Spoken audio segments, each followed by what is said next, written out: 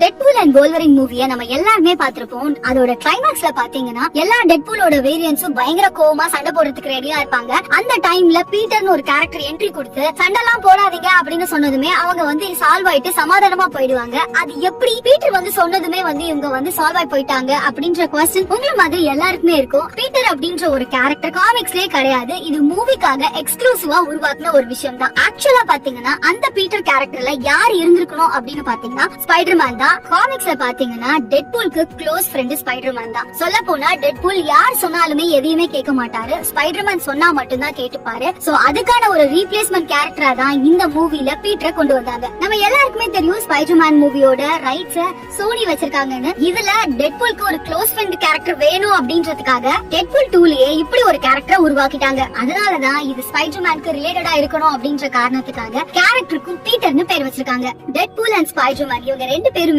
ஒரு கான்வர்சேஷன்ல இருக்கிற மாதிரியான லைவ் ஆக்ஷன் மூவில இப்ப வரைக்கும் வந்ததே கிடையாது. ஆனா இத நம்ம அவெஞ்சர்ஸ் டூம்ஸ்டேல கண்டிப்பா எதிர்பார்க்கலாம். இந்த இன்ஃபோ நிஜமாவே இன்ட்ரெஸ்டிங்கா இருந்துச்சுல. இந்த மாதிரி உங்களுக்கு வேற ஏதாவது மார்வல்ஸ் பத்தி தெரிஞ்சுக்கணும் அப்படின்னு நினைச்சீங்கன்னா மறக்காம கீழே கமெண்ட்ல கேளுங்க. கண்டிப்பா நாங்க அதுக்கு ஒரு எக்ஸ்க்ளூசிவ் வீடியோ உங்களுக்கு கொடுப்போம்.